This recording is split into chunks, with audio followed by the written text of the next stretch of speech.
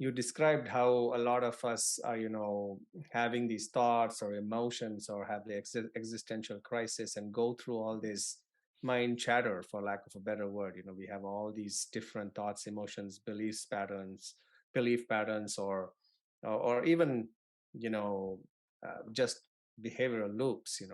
And that's where the book starts. I think, that's where the book tries to make a case for what we call the limited self model, where most of us are often stuck, and we have to kind of get unstuck.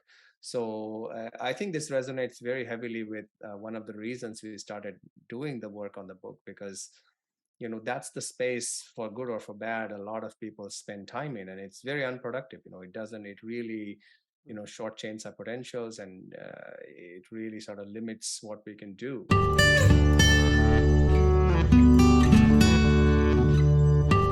Hello, everyone. I'm Dr. Francis Yu, the host and MC for the Holistic Physician Healers Summit. In this session, we are going to be talking about the legendary quest with Dr. Ketan Kulkarni, but doing something a little different. Jillian, Rigert, DMD, will be running the session and asking the questions, and I'll be hanging out, chipping in here and there. So I'll hand off the uh, the host cup torch, whatever it is. There we I'll take go. the baton and former track, so I'll take the Yes. baton, even though I was not on a relay team because I have hand-eye coordination. Well, I am delighted to be here with the Legendary Questers. Their mission is so in alignment with this YouTube channel, and I'm really looking forward to our discussions. I know that there will be many. And for everyone that's listening to the channel now, I'd love to invite you to check out the videos with Dr. Yu. You can hear more about his journey. And we are going to put in this hot seat Dr. Kulkarni in order to introduce himself, his background, and then we'll dive into their journey together as the Legendary Questers.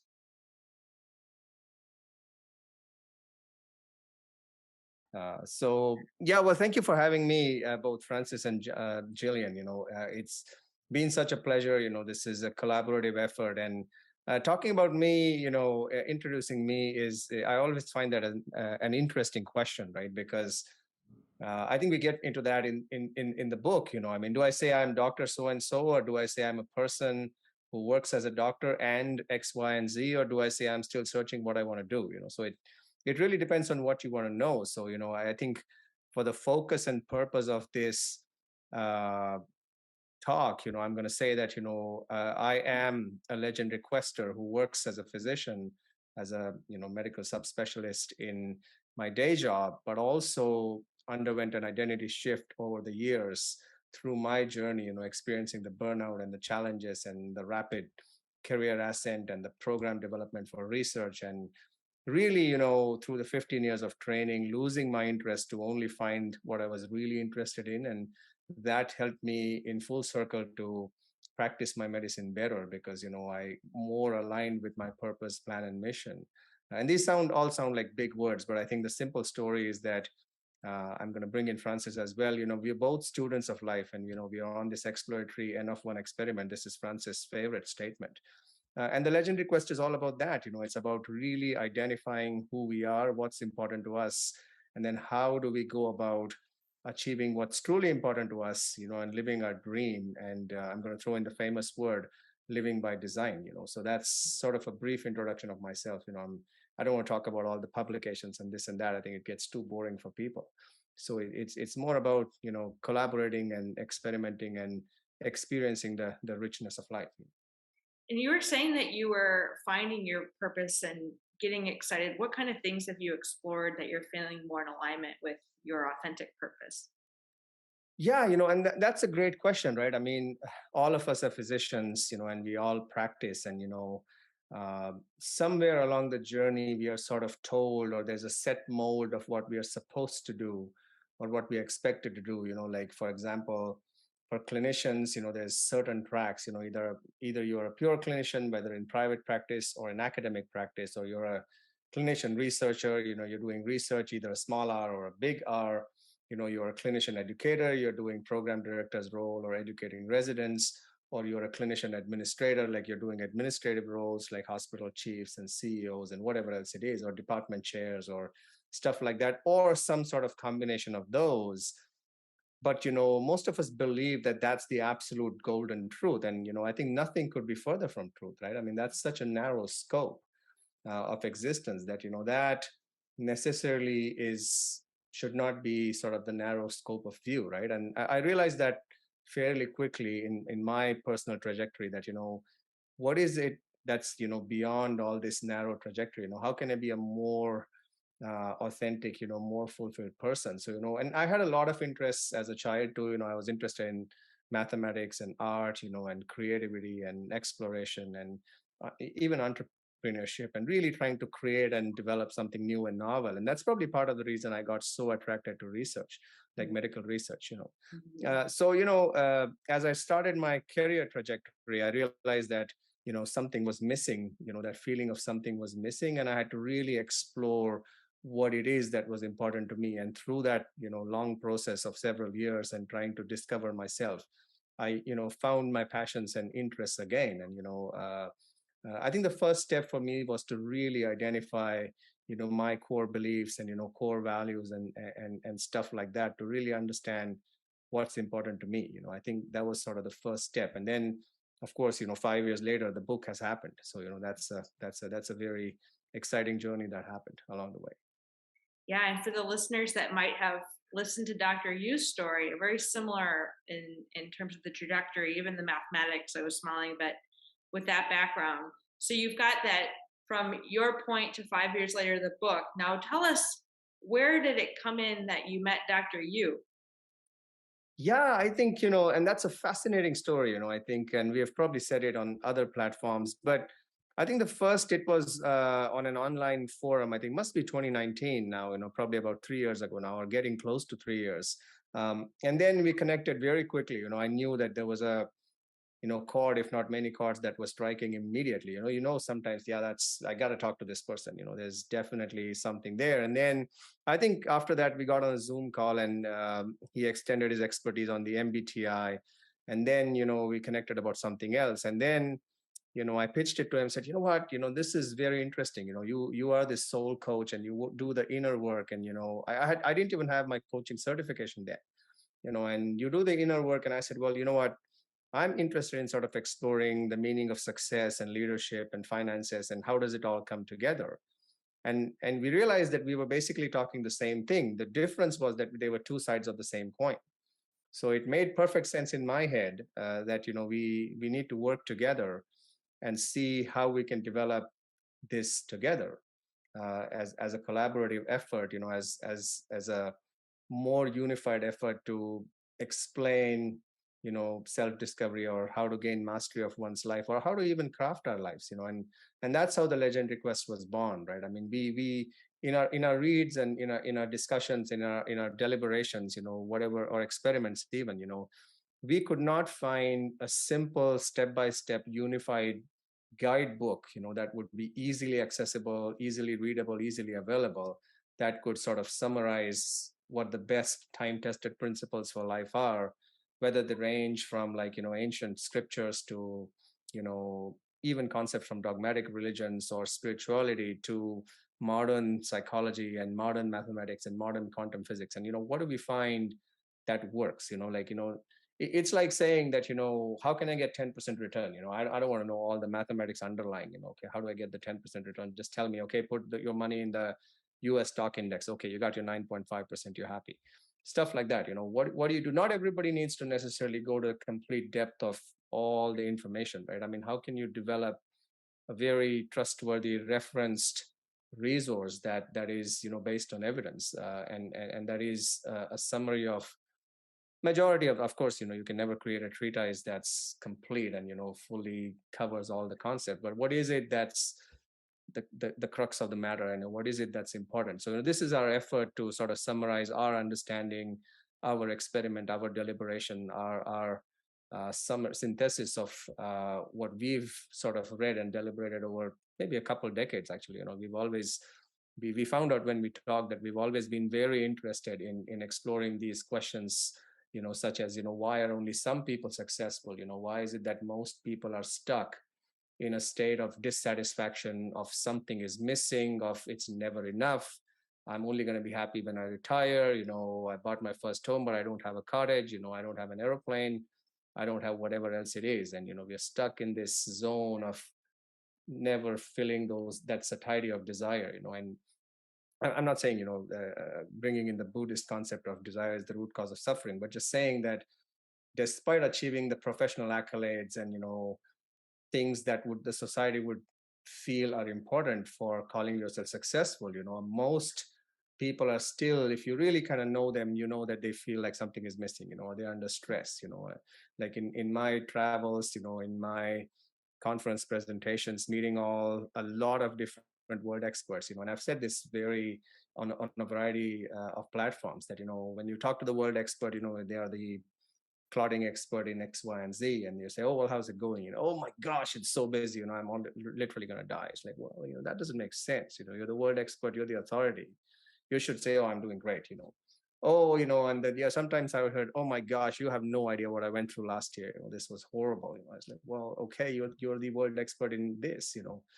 Oh, I never get to see my kids, or I never get to see my family, or I don't know, I don't have any time to pursue my passions, and so this is like giving me a trauma response because I'm like, oh, this is everything that, and this is why I think us three are together here today, because when I realized that, and in your chapter 1, you have, are you living in your authentic values and the arrival fallacy? And it was exactly what you're saying right now that hit me when I was in surgical residency and I had made it. I had put my head down to be an Air Force oral surgeon, and I was in the residency, and I thought, I've literally made it. I've literally gotten to exactly where I thought I would want to go, and I was feeling miserable. I was looking around, and the people around me looked like they were exhausted, and like they liked surgery enough to put up with the exhaustion, but I'm like, I don't want to be this exhausted because I was sacrificing the things that were truly desirable. And even to your point of like the publications, and I'm also in research, and we're like, what value are those publications putting out, and is that your authentic desire and your authentic contributions to society that you want to make? And the more granular you get into science and you realize the politics in publications, it can be extremely disillusioning. And if you're not prepared for that, it was a very disheartening experience. And for the people that haven't yet heard your story about how you developed the book and how it was written, can you share that together? Yeah, no, I think you nailed it. I mean, I could hear it in your voice. You've experienced some of those things, and and that's what I just want to pick on that a little bit more. And I think that's what made it so urgent. I think we all have enormous human potential, and everybody has the right to be fulfilled and happy, and really contribute to the society, their community, families, nation, world, universe, whatever they want to call it. The scale doesn't matter. I think what matters is, are we really living to our fullest potential, and that wasn't quite obvious. And as I went through multiple years of training and leadership training and exploration and more reading and the coaching experience and being coached experience, it was urgent. I couldn't find a resource. I mean, do you there's some phenomenal resources, like Eckhart Tolle's work is, I think, life changing, and the Secret work by Rhonda Byrne is life changing, and some spiritual masterpieces are absolutely phenomenal. But often they can be very daunting, not easy to understand. It's like, what does it mean? Like, okay, well, I shouldn't have a sensory existence. What does that even mean?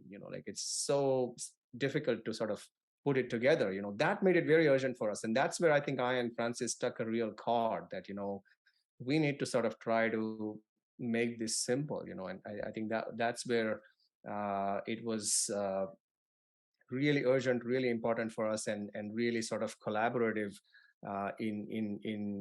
in a sense, and the way we did it is I think, we are very thankful to technology. It's obviously we're in different countries. You cannot do in-person meetings, so we had to literally we recorded all our meetings, and we developed 50 plus hours of content, and then we got that all transcribed, and then we deliberated again, and then when we started writing, we started condensing it all together, and then the book didn't obviously start in this format. It was loosely in this format of, trying to define the problem and trying to explain what we call the limited self model, where most of us are stuck most of the time.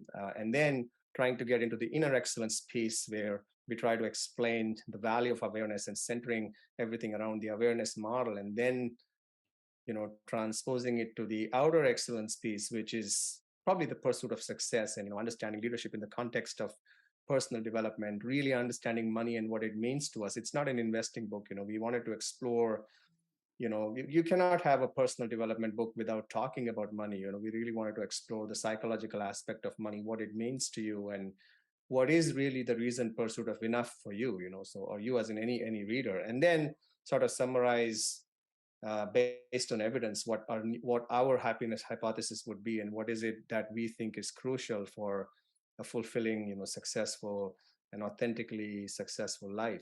So the process was very sort of, you know daunting at first, but I think there was accountability into it. There was collaboration into it. There was some serious feedback that we got from each other and worked on it. And there was sort of a lot of serious reading involved, that we got to get this done and go to the depth of the resources.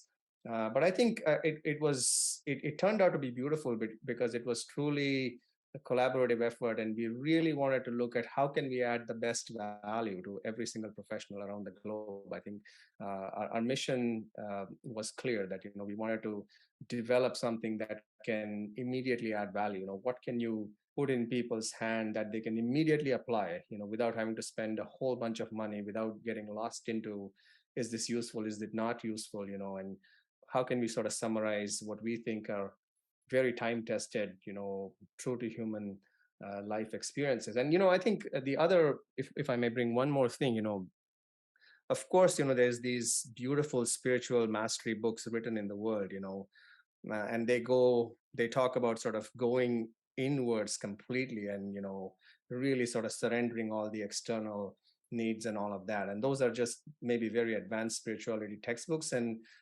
that's true. But if we think about the 21st century, most of us are not likely to live off the grid, and are likely to live in a society where money is going to matter. You're not going to sort of be able to perform your daily duties without money. You're probably going to tend to your families. You're going to have a social role. You're going to have a professional job. You're going to end up having the standard life cycle that everybody has. And we thought that there's a gap there, that, how do we bring these principles from ancient wisdom to modern philosophy to psychology, and try to bridge that gap. How do we show what can work in 21st century here and now, without making it daunting? I think that was the other impetus, right? I mean, it's like, the general theory of relativity is perfect, it's fantastic, but the average Joe Blow Friday cannot understand that. It's like, well, what are you talking about? Why does it matter to the Joe Blow Friday? But the concepts from general theory of relativity do matter if you can explain them in very simple terms to that person, and if you tell them the practical thing that they can apply. It's not to say that Joe Blow Friday is not smart. It's just, he's, like you said, they're not that granular into theoretical physics. So why do they have to care? Can you tell them something that's relevant to that person? And that's why we thought we should take it upon ourselves to bring, or at least try to bring together all these different areas and put it together as a single book. And so far, we're very thankful for all the feedback we've got. It seems that it sort of, we were able to get our message across to people, and it sounded very readable. I've heard from some senior folks that, they, in a long flight, they got through the whole book. So that gives me a lot of satisfaction that, it seems to be readable. They can get the messages. I saw one of my finance people had pretty much, put little marks on the book with little the tags, and he had like 30-40 tags. So he knows exactly what he needs to get to. And that was a really nice sort of feedback, right? Because I know, okay, these are the messages that are important to this person. He's going to keep going back to those. So that was sort of the short story of how we tried to go about the book. It's really written a way to like reflect, to take the chapter, reflect. So I personally found it to be, I mean, of course they can read it in order to get exposure to what's there and then start reflecting on where they're at. I find it to be exactly, it's such a great tool and a resource. And at different phases in your life, you might go back to different chapters Yeah. in the book. And again, you've written it in a way, both of you have written it in a way that is digestible. And it does sound like a lot.